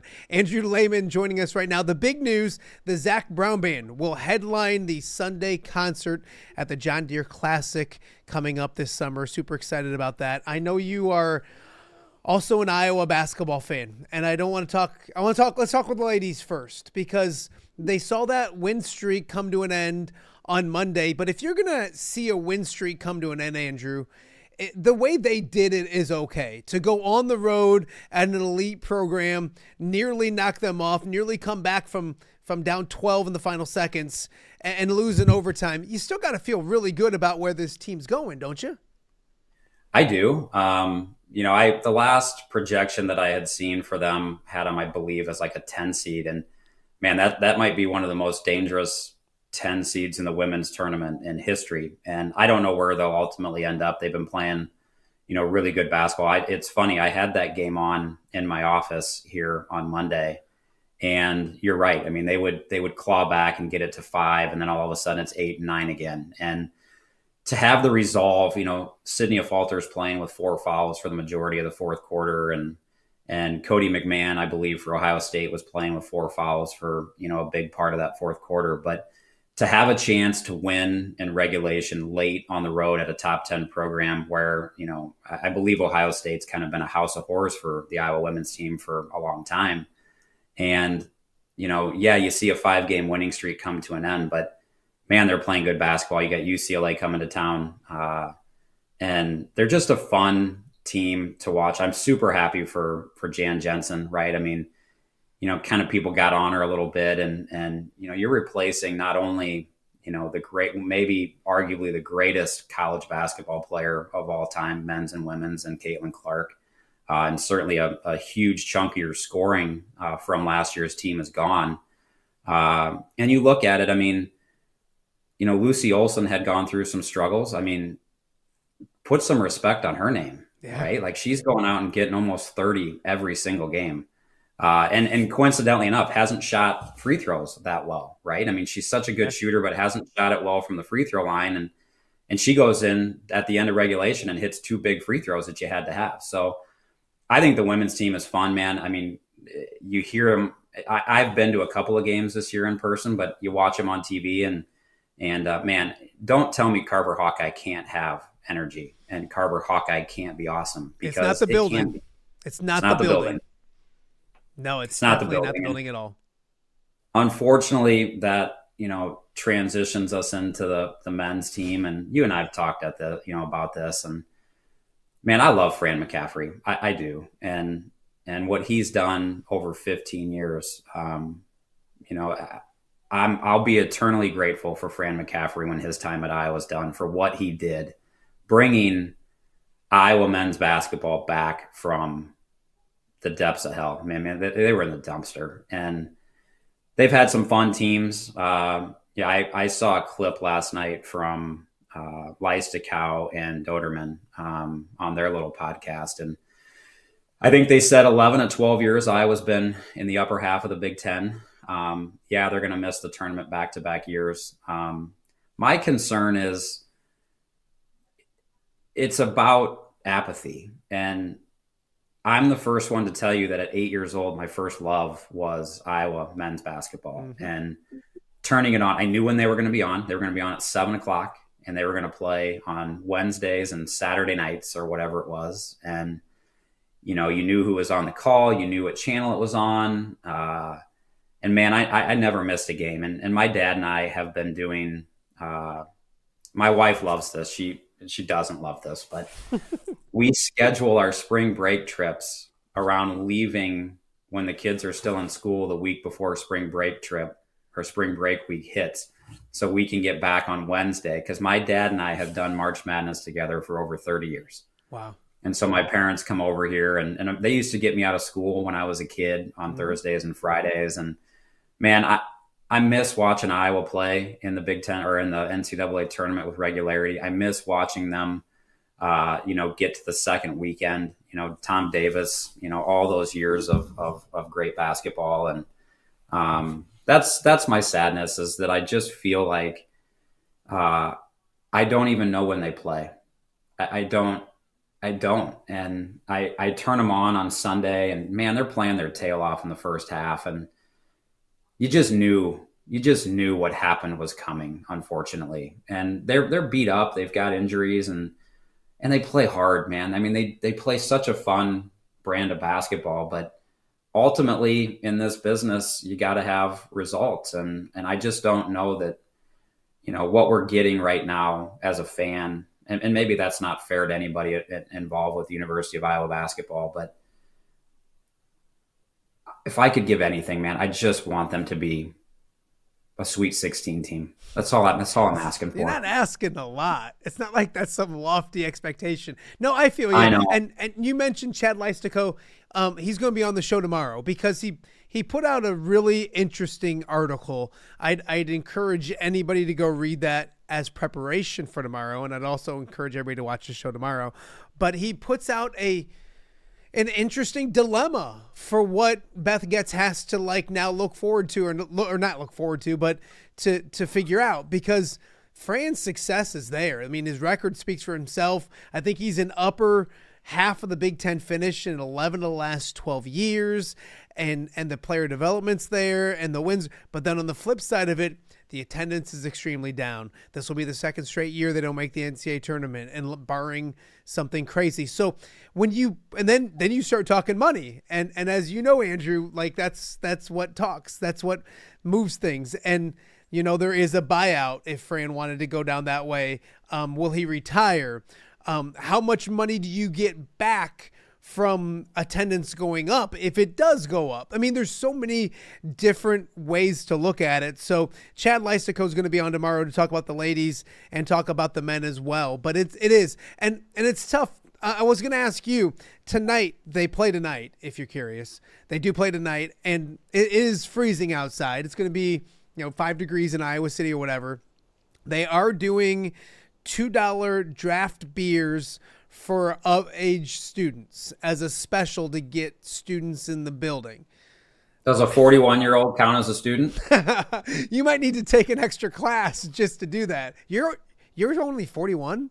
Oh God, you look like hell. No, I'm kidding. Yeah, but when you hear things like that, I don't know if that does anything tonight or in the long term, but doesn't the University of Iowa have to figure out a way to reconnect?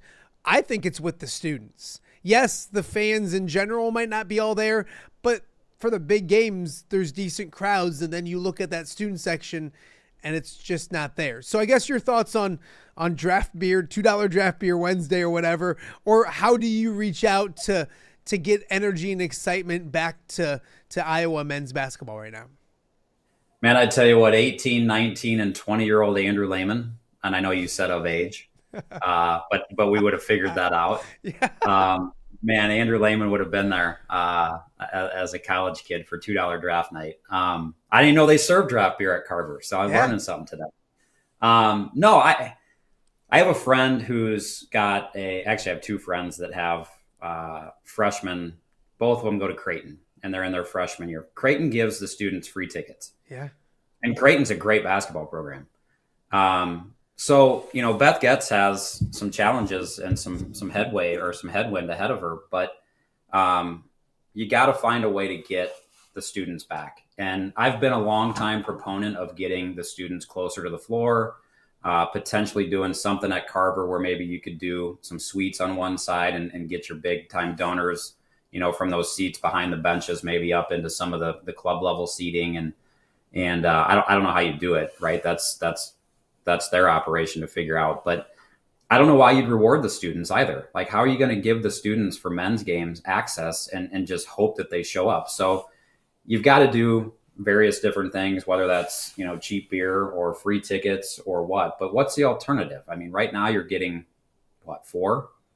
maybe 4,000 or 5,000 fans at a game, and Carver sits, 15-1? So like we talked about, it's not a building problem. It's about, it's just about trying to do something to get them there. I have my list of who I want. I know who I want to be Fran's successor. I want Darian DeVries in the worst way. And listen, Andrew Lehman doesn't have big time money to donate to the University of Iowa, but I would partake in that, right? Like I would, and I remember I went to Fran McCaffrey's introductory press conference. And I was excited, it just, like I said, I love Fran. I'll be forever grateful for, what he's done in his 15 years. And for the first time in a long time, Iowa's got guys playing in the NBA. That hadn't happened since, way back in the late 80s, early 90s. Yeah. So it's, he's brought a ton of joy, but unfortunately in this business, the dollar is going to drive everything. And look at how much money is being left off the table. Not only, and we see it at the John Deere Classic, right? You get as many people as you can to the event for as cheap as you can. And concessions are a huge part of your daily and for their game revenue, right? Like, we're not taking 100% of concessions because we have a concessionaire and a partner, but there is a percentage, right? That, you want to have as many people here. And it's just such a big component to your financial success. And, they could compare it. Go look at the women's games compared to the men's games and see how much money over the course of 20 home games you're leaving off the table. Yeah, no, I'll leave the Iowa basketball conversation with this because we talk money. The other things you have to start factoring in, and I'm not saying this is happening, but if we get to speculate a little bit, I won't get in trouble, is buyouts and buyouts on a new coach, if there's a new coach coming. And here's the other thing, any new coach that comes in, if they do, and I think even if they don't, I think it's a Fran issue if Fran's back next year. How much money is available? Because that's what this college basketball world is. So what's your payroll? How much do I have to spend? Because that other schools are paying this much and that much and this much for everybody else. You got to be able to match that. You got to be able to spend some money. So any new coach or fan in general, but especially a new coach, is probably going to say, that sounds great. What's my budget? What am I going to have to spend? Because that's the new world of college basketball. Fascinating conversation. We'll talk a little more with that with Chad Leistego tomorrow. But doesn't a new coach bring in an increased level of donors just based on excitement alone if you get the right coach? You would think so. You would think. And I don't mean to take any shots at Iowa State. This is not me taking a shot at any Iowa State fan. I mean, I'm an Iowa State grad. Yeah. Diehard Iowa guy. I'm staring at my diploma right now that I'm still trying to figure out how they actually gave to me.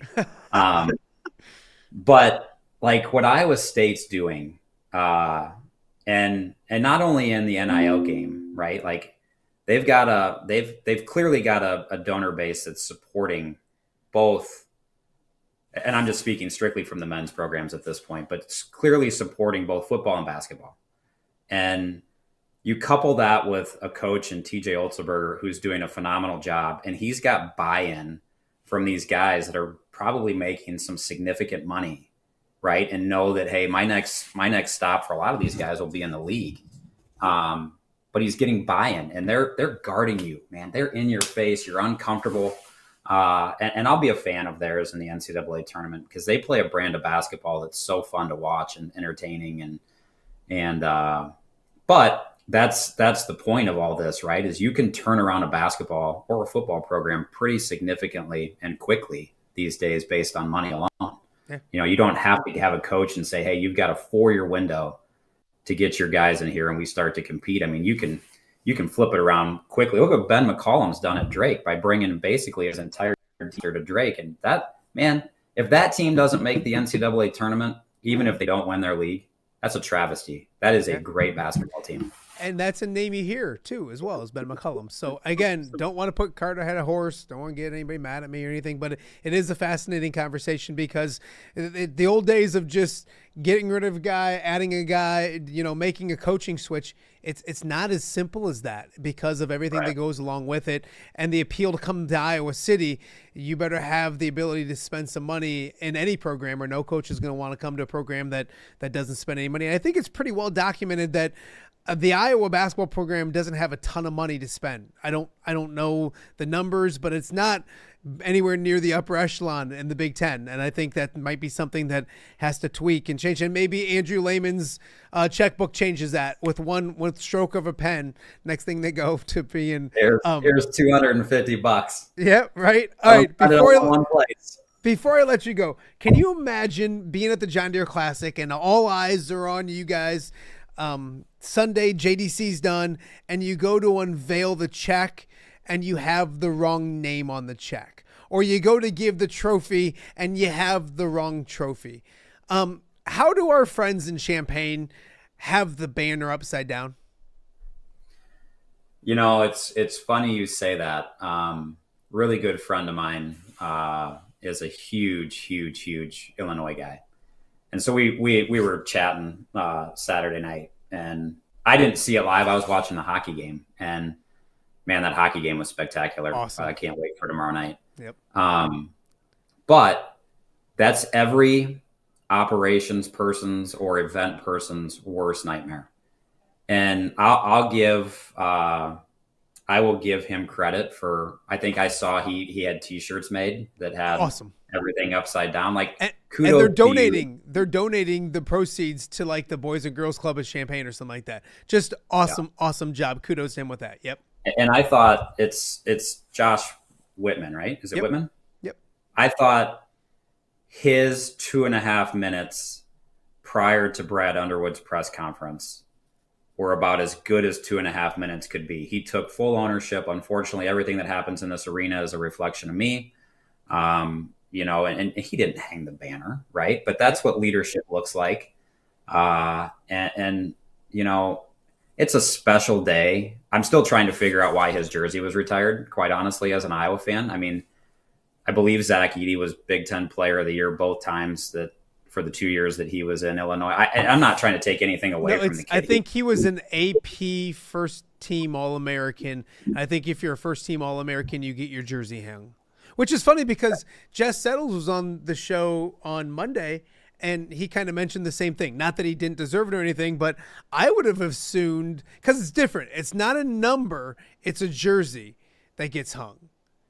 Okay, so somebody can still, he was 0, right? Yeah, it was 0, or I think it was 0-24 or whatever. Whatever his number is, that number can still be used. His jersey got hung in the rafters, which I think is a cool concept. I mean, if you look at that for the University of Iowa, why not put Jess and Chris and my high school Burris. basketball teammate, Adam Haluska, if we're talking that, then probably, Hold on. High school basketball teammate. Did you? Yeah. Not for all 4 years. Andrew had found other things that he enjoyed more than showing up to basketball practice and running. But just checking. He was all Big Ten his senior year and average. I think did he lead the Big Ten in scoring over 20 a game? Yeah, real close to it. I mean, Iowa in recent years have had, like, Chris was first team All-American, wasn't he? Yeah, I think so. Keegan definitely was. Luca was. Was Luca's number up there? I think Luca's is up there. Yeah. But okay, let's extrapolate this back for a second and not to take anything away from what happened in Champaign. Imagine that in the Caitlin Clark jersey retirement. You can't. And how big of a miss. And that's my point in all this is both, both would be bad. And again, as an ops, former ops person or a guy who's leading an event, it's your worst nightmare. It's when that jersey unrolls and it's upside down, and kudos to him. He laughed, probably thought he was being punked. But man, what a miss. You feel bad for him. Yeah. I think they've turned the I don't page. feel bad for Illinois in too many things. That's what I've been saying. Like, the 12-year-old inside of me is like laughing its butt off right now that like it happened. But like now the mature 45-year-old, like, I have to take a more political stance with it. So, who's more frustrated, Iowa basketball fans or Illinois basketball fans? You know what? You'd be surprised because that's a talented team that's underachieving. Illinois is more frustrated because they care still. And they're invested, and it wasn't more than a month ago, Andrew, we were talking about that team being a Elite Eight, Final Four type of team. And talent-wise, it's there. I think the flip with that is that Iowa men's basketball fans just are, like you mentioned, apathy. It's like, okay. Like, I did mention to, gosh, who was it? It might have been Jim Madsen yesterday. My son, Charlie, we were driving home in the car on Sunday after the loss, coming back from a basketball game, and we lost. They found out they lost by 26, and all of a sudden I see on Twitter that Charlie puts "fire everybody" on Twitter. I was like, settle down, Chuck. Like, what are we doing here? You got to call Andrew Lehman if you want to talk about that kind of stuff. Let it out that way. Don't jump on social media. Listen, if he needs me to take him to $2 draft night tonight, just let me know. I was going to say, it was quickly liked by Andrew Lehman right away, I'm sure. But that's the thing when it comes to those two fan bases. And hey, there's an Iowa-Illinois game a week from today in Champaign. And I remember there's years, man, and you know it too, being in this area. That's it, man. That's like people are bickering all week and the rivalry's heated, and we've had some really good matchups between the two teams. And this year, like, Illinois is going to come most likely limping in after 3 straight losses. Iowa, who knows what they do the next 2, but totally different from, man, you remember the COVID year? Like, Iowa beat Illinois at Carver with Joe Wieskamp and all those guys. And then they were on their way to then the last game of the year. They did that on Super Bowl Sunday. Last game of the year, Illinois won down in Champaign, and they were both top 4 seeds in the Big Ten tournament. Yeah, real close game. And they were going to hopefully play again down in Indianapolis, and then the world got canceled and we didn't get to see it. So a lot has changed in the last 4 years. Hopefully for both programs, they get better in the near future. Before we let you go, let's wrap up the news of the day. Sunday, John Deere Classic, Zach Brown Band. You got to be excited. Yeah, let's get this colder weather out of here. How long when did you write that? Because you're so proud of yourself right now. Listen, there's not a lot of creative juices flowing through Andrew. I surround myself with creative people. It's funny. I'm looking at our headline for our email that just went out at 11, and it says, we're all in the same boat right now, bummed out about the colder weather, but we're about to jump right in on an amazing announcement. That's pretty cool. We give Ashley credit down in Florida for that one. I haven't said anything to anybody because I'm a top secret. I'm a vault man. If I know something ahead of time, which I don't know if I did or didn't, I'm not even going to say that. I know this is going to get a fantastic reaction around the area, which is really cool and exciting. And I know you're busy for the afternoon, so thank you taking the 40 minutes to talk on my goofy little show. And we'll get you back out to the hacienda sometime real soon when the colder weather goes away. You can wear your shoes in my house, and we'll talk more sports. Only 2 stipulations. It can't be snow on the ground because you're a habitual I don't shovel my driveway guy. I got 4 kids. Left your garage doors open, and we're in your bonus room above your garage, and my toes were frozen. So I got a heater now. Probably blowing right at you. Right there. Yeah, buddy. No, I'd love to come back out, and thanks for having us, and for being such a good friend of the John Deere Classic and all of us here. I appreciate it, buddy. Best of luck. We'll talk to you real soon. Thanks, pal. All right, he is Andrew Lehman, the tournament director out of the John Deere Classic. Again, the big news you heard at the top of the hour right here on Off the Air. Zach Brown Band will be the concert on the course on Sunday at the John Deere Classic. A lot of ZBB fans very excited, and of course, the Saturday concert still to come. So hopefully we'll have more on that, as Andrew said, in the weeks ahead. Well, we got a little bit more to get to on today's episode of Off the Air. We will be right back after this. Hello, Dan Pearson here of FCA. Our team is thrilled to support Off the Air with our good friend Matt Randazzo. We share the view of the power of sport when it comes to relationships, including the influence of the coach. FCA believes the coach is the most influential person in America. Matt celebrates local coaches and athletes. His content is informational, insightful, and inspirational. Our Fellowship of Christian Athlete team loves partnering with Off the Air with Matt Randazzo while we engage, equip, and empower coaches and athletes in our 23 counties. FCA, the heart and soul in sports. View from the West, the podcast covering Illinois high school football. It's going to be a hard-hitting game. It's going to be great football. Weekly analysis and reaction from around the western side of the state of Illinois. This is the game we had circled when the year started. Follow along on YouTube and subscribe wherever you listen to podcasts. It's big-time football out there tonight, and I know we can play big-time football. View from the West. We got you covered.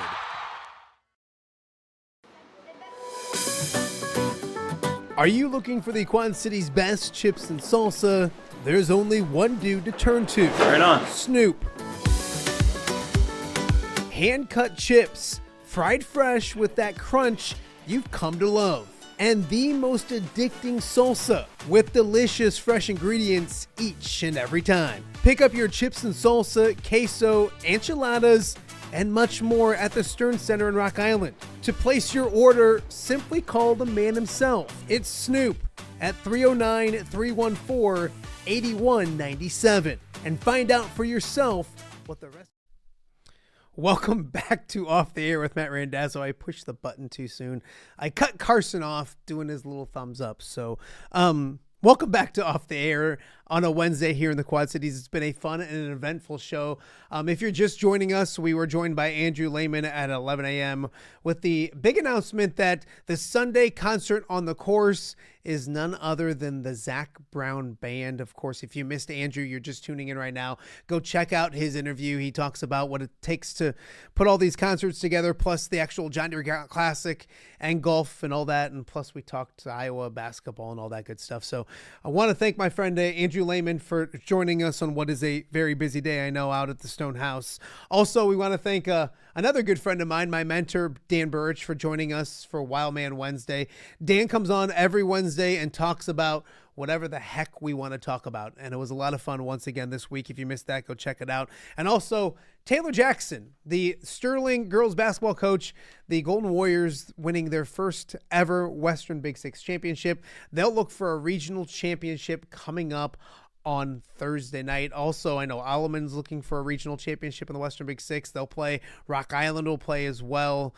Galesburg, I'm missing out on a few, so I should stop naming some because then I'm going to make the ones that I forget about angry. So a lot to get to when it comes to high school basketball. Also, last night it was Rock Island beating Quincy in a big basketball game. They get ready for the postseason now. We'll have Mark Polite on the show tomorrow to talk to him about the very impressive victory as they get ready for the postseason. Also coming up tomorrow, Kyle Taylor, the oldest son of Moline basketball coach Sean Taylor, but also a former Moline standout that is doing good things down with the Monmouth basketball program. Monmouth just won their conference championship. So we're going to catch up with Kyle tomorrow, talk to him about a little Fighting Scots college basketball. I'm excited to catch up with one of my favorite Taylors. Actually, they're all my favorite Taylors except for Sean. And of course, that's rightfully so. And also tomorrow, hoping to catch up with Chad Leistico as well. He's the sports writer, the beat writer for the Iowa basketball team, the women's basketball team, Iowa athletics in general for the Des Moines Register, and the Iowa Press Citizen. So we'll talk with Chad Leistico tomorrow as well. So a lot to get to for tomorrow's show. Of course, if you missed our shows this week, we've had a fun week. On Tuesday, Glenn Cook was in the house talking about getting ready to call his last, do PA for his last game at Rock Ridge after 51 years. Also, yesterday on the show, Rob Brooks talked to Iowa basketball and Jim Madsen as well. And if you think all the way back to Monday, we had our good friend Pat Anger on the show, as we always do on a Monday, and Pat read some poetry to us. If you missed that, it's worth it just to go back, check out the show, and listen to Pat do some poetry. Also, we had Jess Settles on Monday and Noah Laporte from Princeton. They're now new leading all-time scorer in basketball, if that made any sense. So we appreciate all of them coming on this week. We appreciate you guys for watching. If you're watching on YouTube, subscribe. We appreciate it. If you're watching on X, we started doing that this week, and it's going really, really well. So we'll continue to do that. And also check us out on all the podcasting platforms as well, so you don't have to look at my ugly face every day. You can just listen if that's what you want to do as well. Of course, I've mentioned at the beginning. I mentioned it during the middle. I mentioned it now at the end. Happy birthday to my lovely wife, Jennifer. We got to make sure we spoil her tonight as well. And if you know Jennifer, make sure you reach out to Jennifer and tell her happy birthday. We'll try not to screw it up here at the Randazzo household. So that'll do it for today's show. We appreciate you guys watching. We'll be back with a brand new episode of Off the Air coming up tomorrow. Have a great Wednesday, Quad Cities.